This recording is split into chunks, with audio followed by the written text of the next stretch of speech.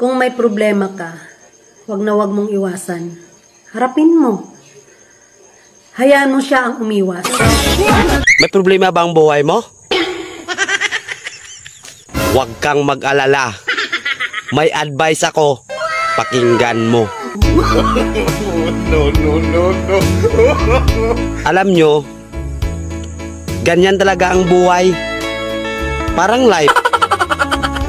Basta yung importante ay mahalaga. At kung saan ka masaya, dun ka happy. Okay? Basta wag kang maniwala sa swerte.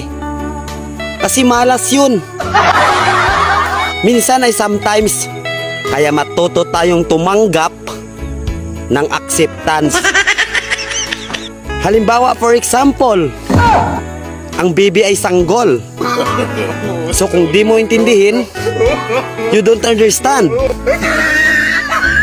Basta kaibigan, lagi mong tatandaan that wherever you go are there. At the end of the day, ay gabi na. At alam mo, walang umaga sa Japan. Kasi lahat sila ay hapon.